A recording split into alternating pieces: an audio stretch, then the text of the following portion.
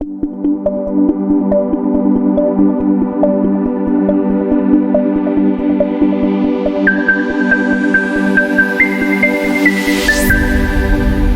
Students, pharmaceutical organic chemistry part 3 जिसका subject code है BP401T जो कि बेस्ड है AKTB pharma second year semester 4 के सिलेबस पर। इसका 6 लेक्चर मैं आप लोगों के लिए आज लेकर आया हूँ। इसके पहले आप 5 लेक्चर्स के लिंक डिस्क्रिप्शन बॉक्स में दिए गए हैं, जहाँ पर जा करके उन्हें आप लोग देख सकते हैं। और अगर अभी तक आप लोगों ने चैनल को सब्सक्राइब नहीं किया है तो चैनल को सब्सक्राइब कर लें। In previous lecture, in lecture 2 we have studied regarding to what is isomerism, what is stereo isomerism, what is optical isomerism and what is optical activity. इसके बारे में हम लोगों ने लेक्चर 2 में स्टडी की थी। फिर आपका जो लेक्चर 3 है, इसमें हम लोगों ने स्टडी की elements of symmetry, chiral and achiral molecules के बारे में।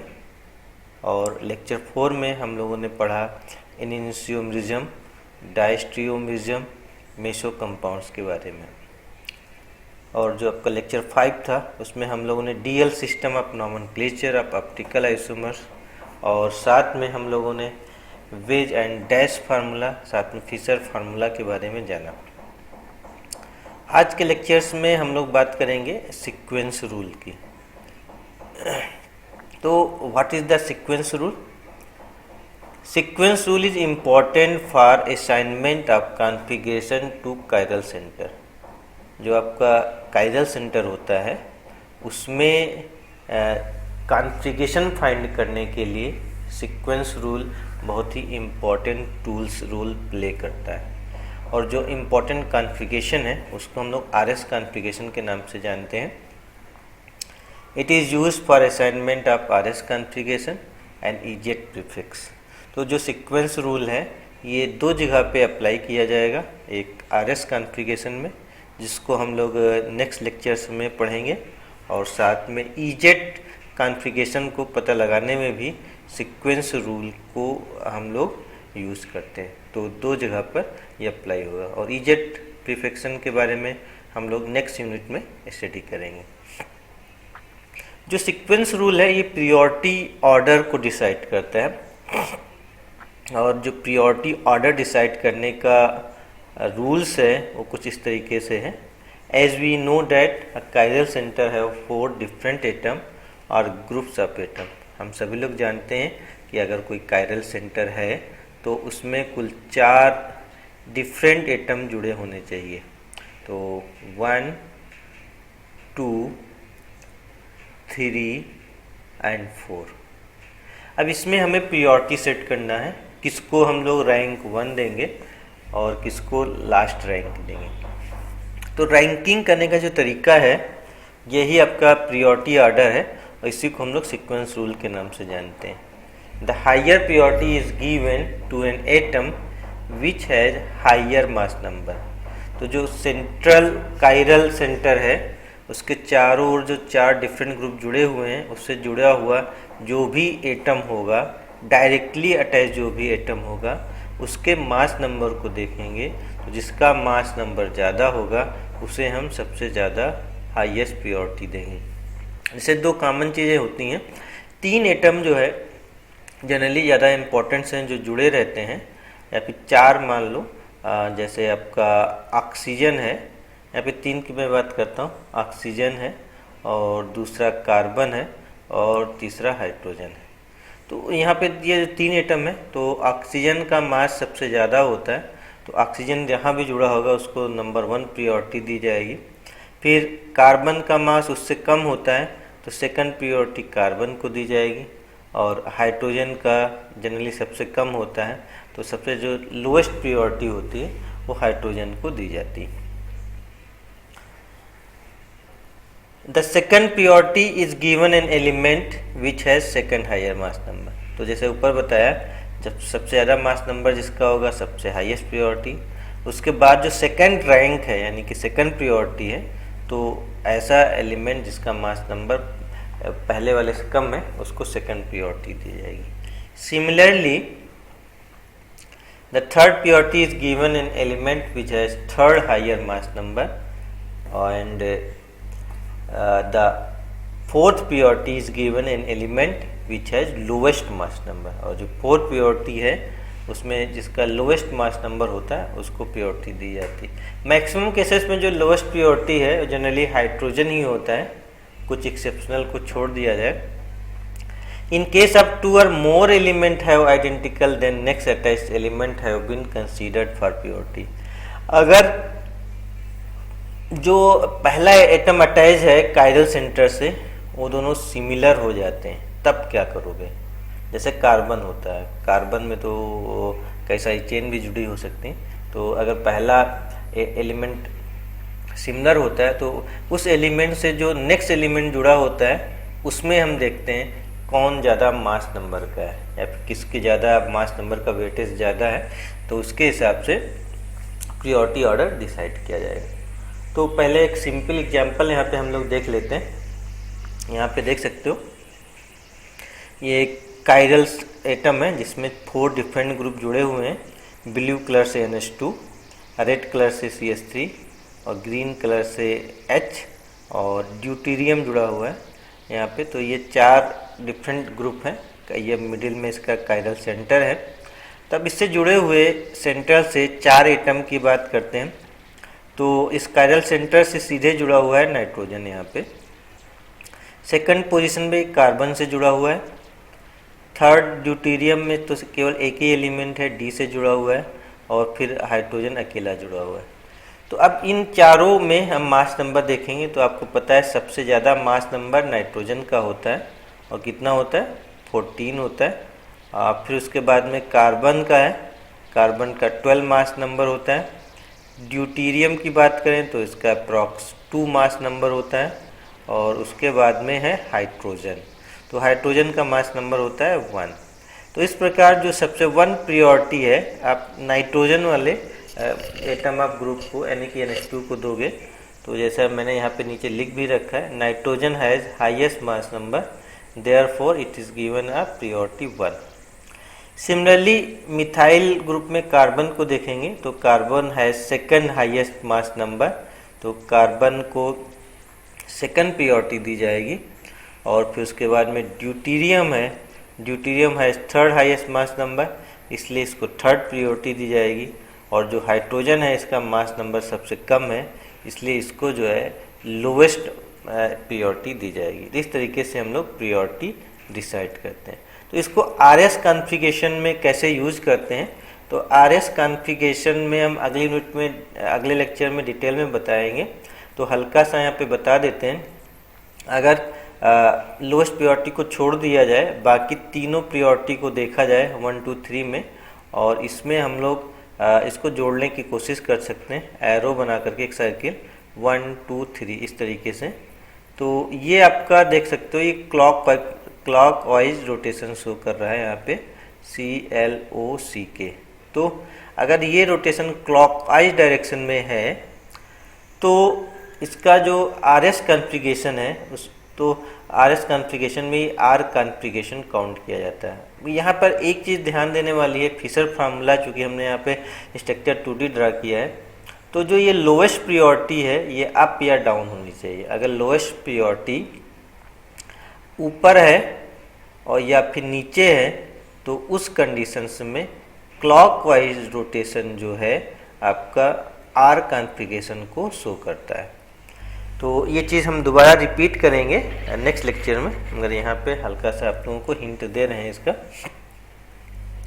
ऐसे ही आपका दूसरा एग्जांपल ले रहे हैं, यहाँ पर भी हम क्या करेंगे, जो कायरल सेंटर है इससे जुड़े हुए एटम को देखते हैं। तो देखते हैं यहाँ पर कार्बन है, यहाँ पर भी कार्बन है, यहाँ पर भी कार्बन है। तो इस तरीके से यहाँ पे तो दिक्कत हो गई, 3 कार्बन एक जैसे हो गए। तो कैसे चूज करेंगे कि कौन किसको प्रियोरिटी 1 दी जाए। तो अगर आप ध्यान से फिर से देखो तो जो ब्लू कलर से यहाँ पे मैंने दिखा रखा है CH2OH मैंने दिखा रखा है, इसका मतलब ये जो ग्रीन वाला कार्बन है इससे आपके 2 हाइड्रोजन जुड़े हुए हैं और 1 ऑक्सीजन जुड़ा हुआ है। तो इसको आपको ध्यान देना है, फिर उसके बाद में कंपेयर किया जाएगा। तो OH कुछ इस तरीके से जुड़ा हुआ दिखाई दे रहा है 1 पोजीशन पर। तो अगर अब हम सेकंड पोजीशन पर देखने की कोशिश करें यहाँ पे, तो यहाँ पर एक कार्बन से, जो ग्रीन वाला कार्बन है उससे 2 हाइड्रोजन जुड़े हुए हैं और एक CH3 ग्रुप जुड़ा हुआ है। ऐसे ही ये आपका CH3 ग्रुप यहाँ पे दिखाई दे रहा है। अब अगर तीसरे कार्बन को देखें तो यहाँ पे थर्ड कार्बन में आप देखोगे कि जो है यहाँ पे जो कार्बन है तीनों हाइड्रोजन से जुड़ा हुआ है, हाइड्रोजन, हाइड्रोजन और हाइड्रोजन। ठीक है, तो अब हम इन तीनों को कंपेयर करने की कोशिश करें तो 2 चीज़ों को तो आप इग्नोर कर सकते हो कि ये भी 2 हाइड्रोजन सब में प्रेजेंट हैं, तो इस चीज़ को हम लोग इग्नोर कर सकते हैं। तो यहाँ पे हाइड्रोजन को हम लोग इग्नोर कर देंगे।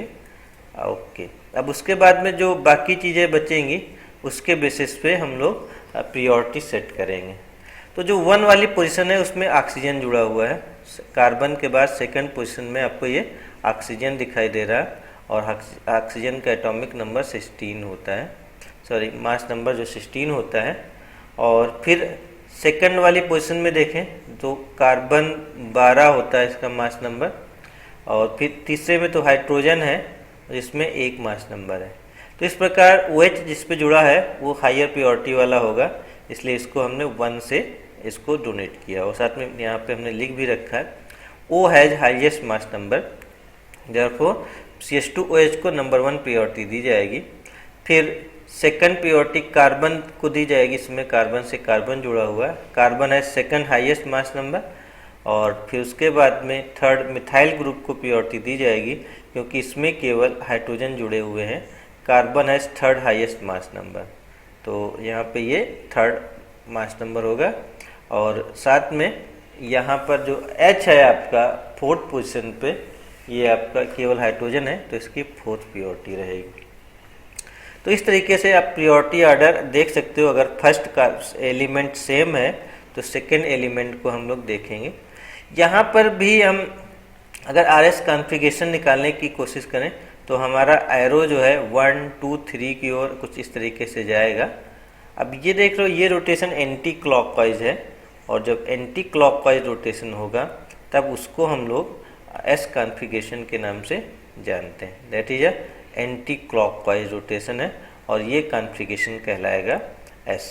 यहाँ पर फिर से मैं अपना कंडीशन अप्लाई करना चाहूँगा, जो लोवेस्ट प्रायोरिटी है वो आपकी अप या डाउन साइड में होनी चाहिए, तब भी ये रूल्स फॉलो होगा, एंटी क्लॉकवाइज और क्लॉकवाइज वाला। अप एंड डाउन साइड में अगर लोएस्ट प्रायोरिटी है तो उस कंडीशंस में क्लॉकवाइज रोटेट करने पर R कॉन्फ़िगरेशन होता है और एंटी क्लॉकवाइज रोटेट करने पर S कॉन्फ़िगरेशन होता है। इसी चीज़ को हम नेक्स्ट लेक्चर में दोबारा आप लोगों के साथ में डिस्कस करेंगे।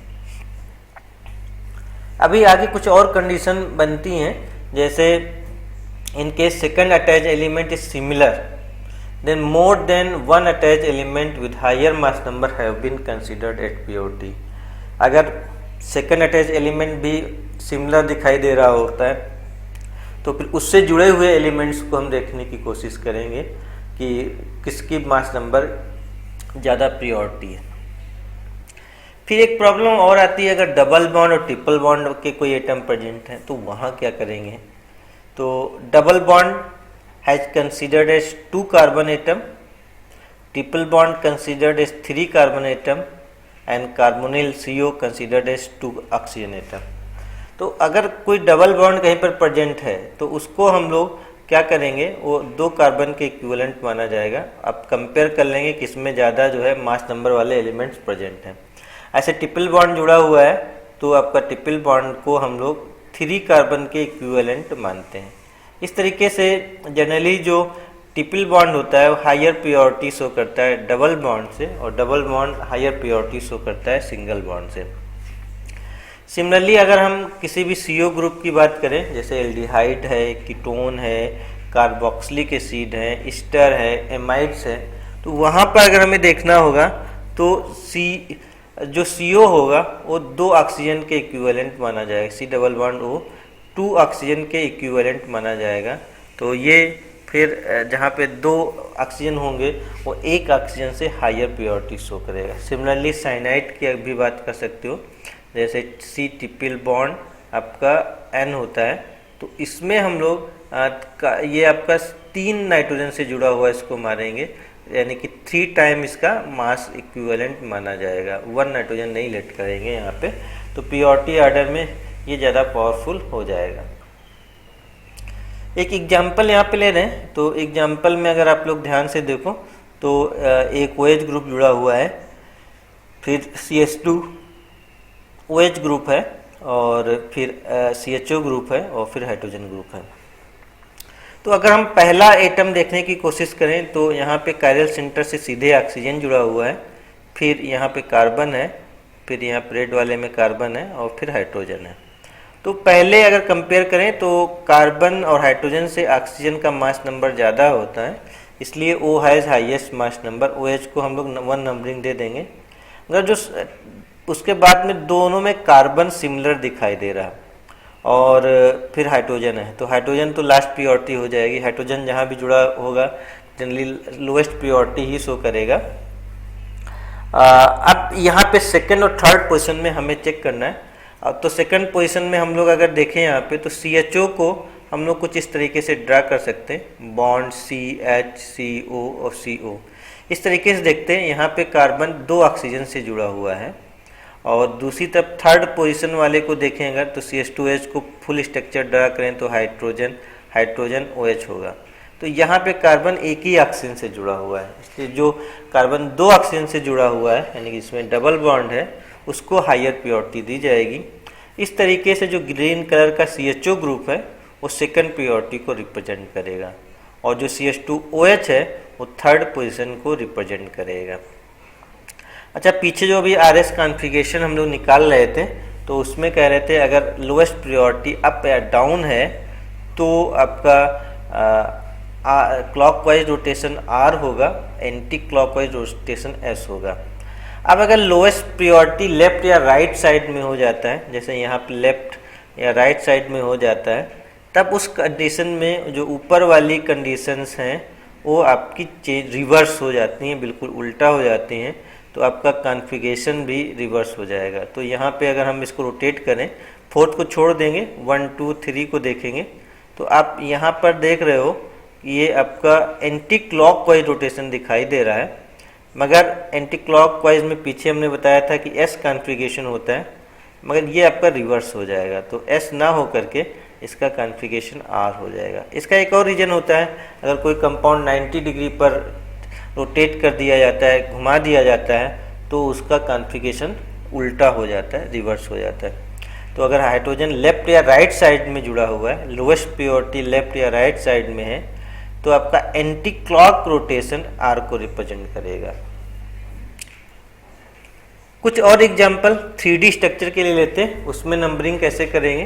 तो यहाँ पर आप देख सकते हो एक एग्जांपल लिया हुआ है, तो ये आपका हाइड्रोजन यहाँ पे दिखाई दे रहा है, फिर ये हाइड्रोजन ऑक्सीजन है, और फोर्थ वाला हाइड्रोजन दिखाया गया। सेकेंड और थर्ड पोजीशन की बात करें तो यहाँ पर ये कार्बन होगा, यहाँ पर भी कार्बन है और यहाँ पर भी कार्बन है, तो 1 पोजीशन तो OH की हो जाएगी और 4th पोजीशन H की हो जाएगी। सेकेंड और थर्ड पोजीशन में डाउट है क्या करेंगे, तो सेकंड में जहाँ पे डबल बॉन्ड लगा हुआ है ये 2 कार्बन के इक्विवेलेंट होगा, और जो थर्ड पोजीशन है सिंगल कार्बन के इक्विवेलेंट होगा। क्योंकि सेकंड पोजीशन 2 कार्बन के इक्विवेलेंट है इसलिए ये सेकंड नंबर पे आएगा, और जो थर्ड पोजीशन है आपके लिए जाएगी जिसमें सिंगल कार्बन एटम है। ऐसे ही अगला एक साइक्लिक कंपाउंड दिया गया, यहाँ पर भी कोई दिक्कत नहीं है, ऑक्सीजन 1 हो जाएगा और हाइड्रोजन 4th हो जाएगा। सेकंड पोजीशन में भी हम फिर से यहाँ पर सिमिलर कंपेयर करेंगे कार्बन और कार्बन का, तो इधर कार्बन से चूंकि डबल बॉन्ड है इसलिए हायर प्योरिटी दी जाएगी, और थर्ड पोजीशन में केवल सिंगल बॉन्ड है इसलिए इसको सेकंड के बाद थर्ड पोजीशन दी जाएगी।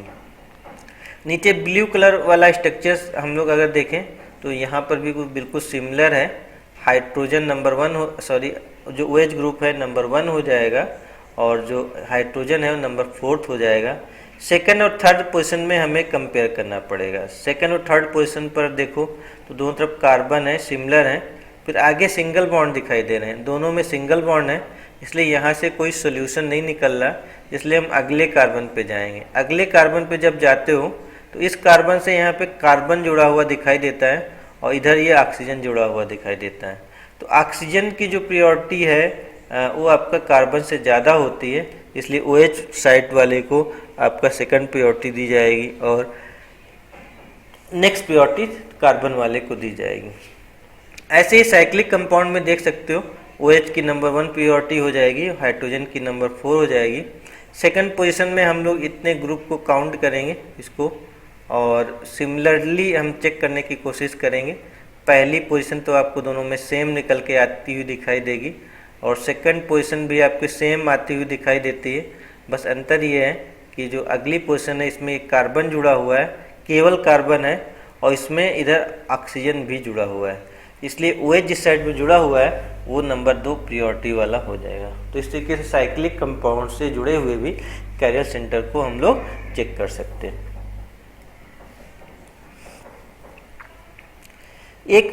अगर एक से ज़्यादा कैरियर सेंटर हैं तब क्या करेंगे? तो यहाँ पे पीछे लेक्चर्स में हम लोगों ने टार्ट्रिक एसिड के बारे में देखा था, डायस्ट्रियोमिज्म में पढ़ रहे थे। तो यहाँ पर हम एक कैरियर सेंटर को पहले देखेंगे, एक एक करके चेक करेंगे। तो ये स्टार मैंने लगाया हुआ है, इस स्टार से देखो एक OH ग्रुप जुड़ा हुआ है, एक हाइड्रोजन जुड़ा हुआ है और यहाँ पर एक कार्बन जुड़ा हुआ है रेड कलर से और फिर ऊपर फिर कार्बन जुड़ा हुआ है। तो सेकंड पोजीशन में चूंकि कार्बन में एक CO ग्रुप होता है और एक C double bond O group होता है, इस तरीके से यहाँ पे 3 ऑक्सीजन के इक्विवेलेंट ये हो जाता है। तो ये जो है आपका ये वाली जो COH ग्रुप है ये आपका रेड कलर वाले कार्बन से हायर प्रायोरिटी में हो जाएगा, इसलिए इसको हम सेकंड प्रायोरिटी दे देंगे और जो थर्ड वाला कार्बन है जो रेड कलर से दिखाया गया है इसको थर्ड प्रायोरिटी दी जाएगी। तो इसको पूरे का पूरा हम एक साथ काउंट करने की कोशिश करते हैं थर्ड प्रायोरिटी में। ऐसे ही आप नीचे वाले सेंटर को भी देख सकते हो। अगर इस सेंटर को देखने की कोशिश करोगे तो यहाँ पर वही आएगा कि OH को आप नंबर 1 प्रायोरिटी दोगे और COH को नंबर 2 और जो ये ब्लू कलर वाला ऊपर दिखाया गया उसको 3 प्रायोरिटी दी जाएगी और आपका जो हाइड्रोजन है इसको 4 प्रायोरिटी दी जाएगी। तो एक से ज़्यादा जो कैरियर सेंटर होते हैं वहाँ पर हम इस चीज़ को हम लोग पता लगा सकते हैं कि कैरियर रूल क्या है और फिर उसके बेसिस पे हम लोग रोटेशन कर सकते हैं। तो यहाँ पर अगर रोटेशन करेंगे तो आपका रोटेशन आप देख रहे हो ये आपका ये एंटी क्लॉकवाइज डायरेक्शन में है, एंटी क्लॉकवाइज डायरेक्शन में है और जो लोएस्ट प्रायोरिटी है वो आपका लेफ्ट साइड में है, इसलिए एंटी क्लॉकवाइज का जो रूल्स है कि S कॉन्फ़िगरेशन होगा उसका हम रिवर्स कर देंगे तो इसका कॉन्फ़िगरेशन R माना जाएगा। फिर आपका यहाँ पर देखते हैं 1 2 3 4। तो 1 2 3 4 में आप देख सकते हो यहाँ पे इस बार बेंजीन रिंग जुड़ गई है। तो नाइट्रोजन को देखेंगे, कार्बन को देखेंगे और बेंजीन के कार्बन को देखेंगे। तो चूंकि नाइट्रोजन दोनों कार्बन से हाई होता है इसलिए नाइट्रोजन की प्रायोरिटी 1 हो जाएगी। अब सेकंड और थर्ड पोजीशन की प्रायोरिटी यहाँ पे भी कंफ्यूज करती है, मगर फिनाइल जो रिंग है इसको हायर प्रायोरिटी देंगे। उसका रीज़न ये 3 कार्बन से जुड़ा हुआ है, एक कार्बन इधर हो गया और ये डबल बॉन्ड है तो इसको 2 कार्बन काउंट किया जाएगा। तो 3 कार्बन से जुड़ा हुआ है, जबकि थर्ड पोजीशन जो ब्लू कलर वाला है वो आपका 2 कार्बन और 1 हाइड्रोजन से जुड़ा हुआ है, इसलिए जो फेनिल रिंग्स है वो हायर प्रायोरिटी को रिप्रेजेंट करेगी। तो 2 प्रायोरिटी, 3 प्रायोरिटी और 4 प्रायोरिटी हो जाएगी। इसमें चूंकि आप देख सकते हो कि जो लोएस्ट प्रायोरिटी वाला एटम है हाइड्रोजन ये अप साइड में है, तो इसका अगर हम रोटेशन करें तो 1 2 3 ये आपका एंटी क्लॉकवाइज रोटेशन जा रहा है, इसलिए इसका आपका S कॉन्फ़िगरेशन कहलाएगा और इसमें कोई चेंजिंग नहीं होगी, रिवर्सिबिलिटी नहीं आएगी। ऐसे ही एक से ज़्यादा कैरियर सेंटर भी होते हैं, जैसे आपका ग्लूकोज है और फ्रक्टोज है, वहाँ पर भी सेम रूल्स फॉलो करना है। तो आप देख सकते हो यहाँ पे मैंने जो स्टार वाला है कार्बन इसकी बात करेंगे तो इसके चारों तरफ अगर देखने की कोशिश करें तो हाइड्रोजन है यहाँ पे और रेड कलर से कार्बन है और ऊपर भी कार्बन है आपका, तो 1 और 4th पोजीशन की कोई दिक्कत नहीं, OH 1 नंबर हो जाएगा और हाइड्रोजन हो जाएगा 4 नंबर में। दिक्कत कहाँ से आती? दिक्कत आती 3rd पोजीशन पे। देखो दोनों तरफ कार्बन है, फिर कार्बन से जुड़े हुए एटम देखने की कोशिश करें तो हाइड्रोजन बिल्कुल सिमिलर दिखाई दे रहे हैं, और OH भी सिमिलर दिखाई दे रहा है यहाँ पे। तो इससे हम जो है प्रियोरिटी नहीं सेट कर पाएंगे। और फिर आगे कार्बन भी सिमिलर दिखाई दे रहा है, तो यहाँ पे कार्बन और यहाँ पर भी जो आपका इससे जुड़ा हुआ कार्बन है वो आपका सिमिलर दिखाई दे रहा है। तो वेरी वेरी कम्प्लेक्स टक्स बन गया है। तो अगला जो कार्बन जुड़ा हुआ है अब हम उसकी बात करने की कोशिश करेंगे। तो 3 से आप देख सकते हो एक O जुड़ा हुआ है, एक हाइड्रोजन जुड़ा हुआ है, इसमें भी एक H एक OH जुड़ा हुआ है। अब इस 3 से ऊपर भी कार्बन जुड़ा हुआ है, नीचे भी कार्बन जुड़ा हुआ है। तो अब हम अगली कार्बन को यहाँ पे हम लोग चेक करने की कोशिश करेंगे कि कौन ज़्यादा प्योरिटी वाला होगा। तो इस कार्बन से क्या जुड़ा हुआ है? एक डबल बॉन्ड जुड़ा हुआ है, इसका मतलब ये 2 ऑक्सीजन के बराबर होगा, 2 ऑक्सीजन के इक्विवेलेंट होगा और एक हाइड्रोजन के इक्विवेलेंट होगा। और इधर वाले कार्बन की अगर बात करेंगे यहाँ पे, तो ये एक ऑक्सीजन से, एक कार्बन से और एक हाइड्रोजन से जुड़ा हुआ है। तो इस तरीके से एक एक ऑक्सीजन दोनों में क्रॉस आउट हो जाता है, हाइड्रोजन भी दोनों में सेम है, एक क्रॉस आउट हो जाएगा। बस अब बचेगा एक ऑक्सीजन और एक कार्बन को कंपेयर करना है। तो इस ऑक्सीजन को और इस कार्बन को अगर कंपेयर किया जाए तो आप पाओगे ऑक्सीजन वाला हायर प्योरिटी में रखा जाएगा। इस तरीके से CHO की सेकंड प्योरिटी आएगी। तो अगर एक एटम सिमिलर होता है तो उससे जुड़े हुए नेक्स्ट एटम को कंपेयर करने की कोशिश करते हैं।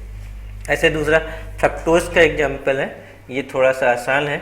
इसमें OH को नंबर 1 प्योरिटी और हाइड्रोजन को नंबर 4 देंगे। सेकंड और थर्ड प्योरिटी आसानी से चेक कर सकते हो। तो ब्लू कलर वाले को सेकंड प्योरिटी दी जाएगी क्योंकि इसमें CO ग्रुप है और नीचे आपका CO ग्रुप नहीं है।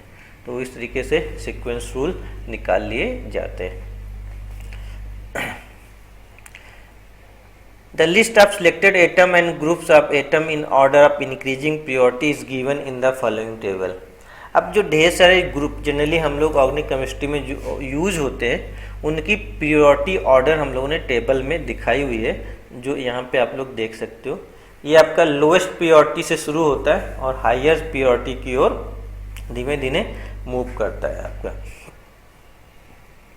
तो सबसे लोएस्ट प्रियोरिटी ऑर्डर जो है आपका हाइड्रोजन का है, उसके बाद सेकंड नंबर पे ड्यूटेरियम, फिर आपका मिथाइल, इथाइल, फिर कोई भी हाइड्रोकार्बन की चेन, फिर हाइड्रोकार्बन विद डबल बॉन्ड, फिर हाइड्रोकार्बन विद ट्रिपल बॉन्ड, फिर आपका हाइड्रोकार्बन विद फेनिल, फिर आपका isopropyl group, ethene group, tributyl group, tetrabutyl group है, फिर ट्रिपल बॉन्ड CH, ओके, फिर C6H5, उसके बाद CH2OH, CHO, COR, CONH2 amide, carboxylic acid, amine, N-एमीन्स, NO, नाइट्रोजन डाइऑक्साइड, फिनॉल या फिर alcohol group, hydroxy group, ether group OCH3, OC6H5, फिर उसके बाद फ्लोरीन, थायोफिनॉल, थायोस्टर्स, थायोडाई एल्काइल या फिर सल्फोनिक एसिड्स, फिर उसके बाद में क्लोरीन, ब्रोमीन और सबसे हाईएस्ट जो प्रियोरिटी ऑर्डर है वो आपका आयोडीन का होता है। तो ये आपकी प्रियोरिटी लोवेस्ट से हायर की ओर दी गई है। जो हायर प्रियोरिटी है उसको हमेशा नंबर 1 दिया जाएगा, जो लोवेस्ट प्रियोरिटी है उसको दिया जाएगा नंबर 2 वैल्यू। तो इस तरीके से लोएस्ट प्रियोरिटी और हाईएस्ट प्रियोरिटी को आप टेबल से देख करके भी आप कंपेयर कर सकते हो। बेटर ऑप्शन है कि मास नंबर से ही कंपेयर किया जाएगा, इसको याद करने की ज़रूरत नहीं पड़ती, केवल ये ऑर्डर है कन्फ्यूजन्स को दूर करने के लिए यूज किया जाता है। तो सीक्वेंस रूल के एप्लीकेशन की अगर बात करें तो पहले भी जैसा बताया था, it is use to predict EZ and RS configuration. इसका यूज RS कॉन्फ़िगरेशन को निकालने में और EZ कॉन्फ़िगरेशन को फाइंड करने में किया जाता है। तो ये था लेक्चर 6। जो नेक्स्ट लेक्चर्स है उसमें हम लोग अभी इस सीक्वेंस रूल का जो प्रियोरिटी ऑर्डर है इसका यूज करेंगे RS कॉन्फ़िगरेशन को फाइंड करने के लिए, नेक्स्ट लेक्चर्स में। तो तब तक आप जो पिछले 6 लेक्चर्स हैं उनको आप लोग उनके वीडियोस देखें और अच्छे से रिवाइज करें। अगर चैनल को अभी तक सब्सक्राइब नहीं किया है तो चैनल को सब्सक्राइब करें, लाइक्स करें और शेयर करें। तो मिलते हैं नेक्स्ट लेक्चर्स में।